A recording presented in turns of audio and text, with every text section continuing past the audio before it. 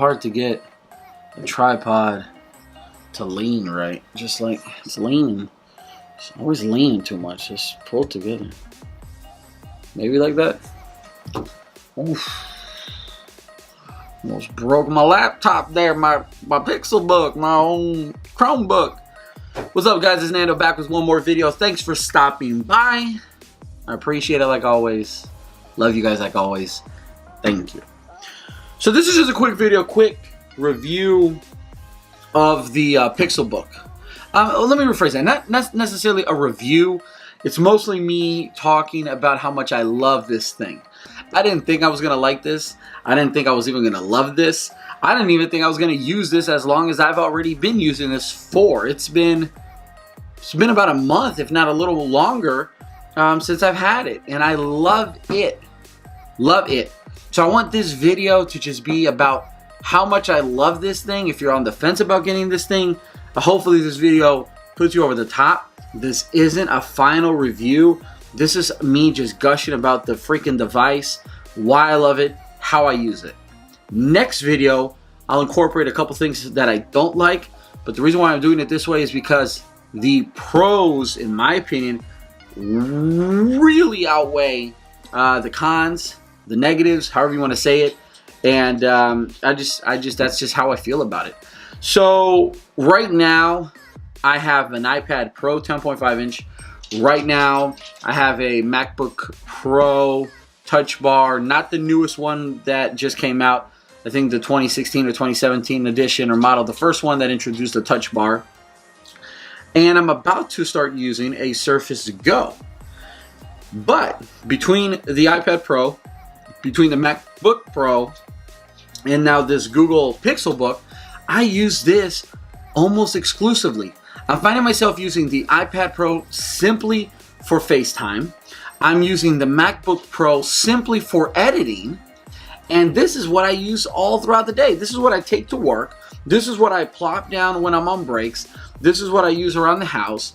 This is how I consume my content.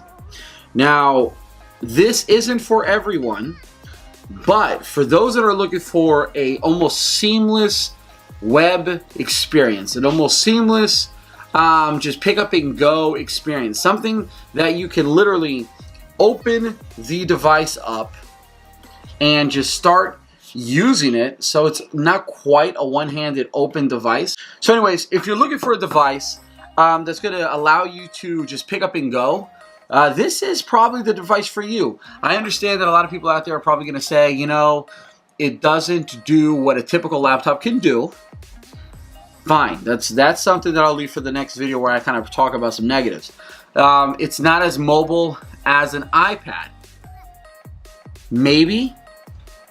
It's not as seamless as just a regular Android tablet, if they even make those. I know Samsung just released their S4 tab. But what this does and what this allows you to do is almost find ways to be more productive. I love the form factor. I absolutely love the form factor. One of the things that I used to love about the Surface line was the fact that I could have a tablet computer and then add the keyboard as needed. It wasn't stationary. And there's pros to that. I still like that concept and that idea. However, this is a two-in-one. Not revolutionary. There's been plenty of two-in-ones in the Windows space before, HP, obviously Surface, things like that. But something about the form factor of this thing, how light it is, 2 pounds-ish, I believe.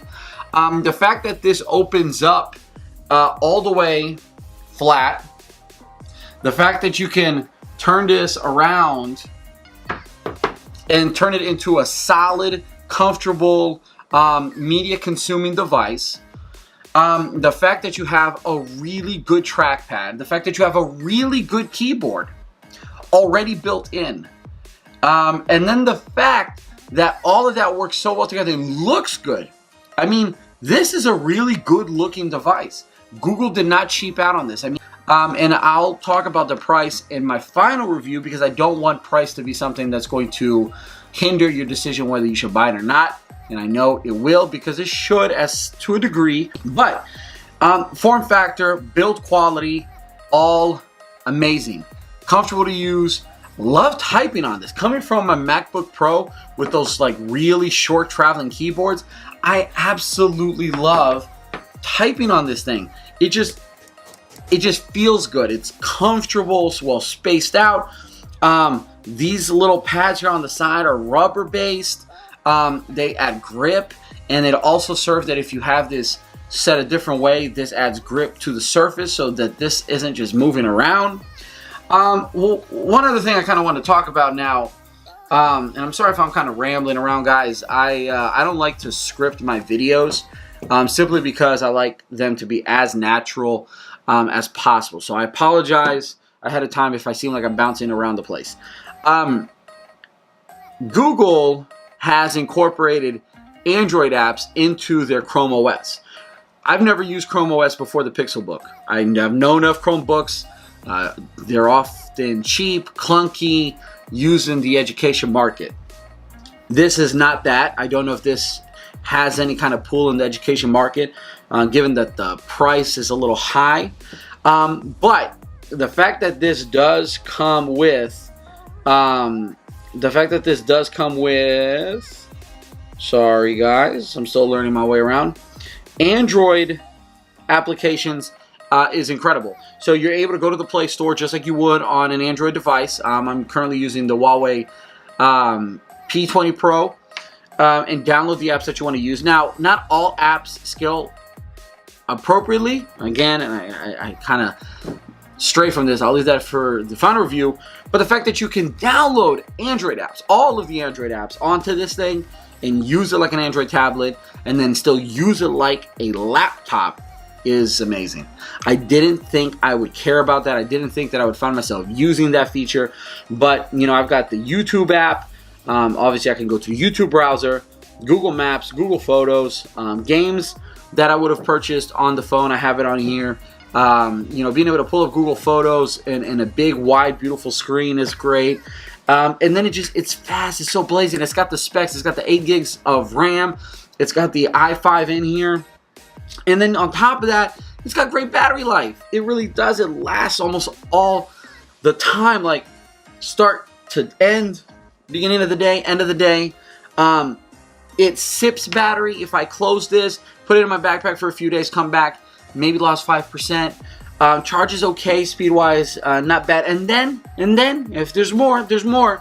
It also incorporates the Google Pen, the stylus, whatever Google wants to call it. I don't have that on me right now. I don't find myself using it all the time, but the times that I have wanted to use it, I've enjoyed it. So I really, really, really like this thing. I really, really like this thing. Y'all obviously aren't watching this video, but, or I should say that. Before I made this video, I was laying on the couch, and I was laying in a way that this was almost like a tablet. Not quite a tablet. It was folded out a little more. It was just a comfortable position for me to hold it, and I love the fact that it didn't wear me out.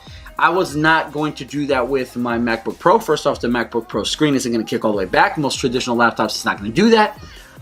If I had my iPad Pro, yeah, it would have been comfortable to use in one hand, but then if I wanted to type on it, ultimately I would have had to, you know, use the on-screen keyboard.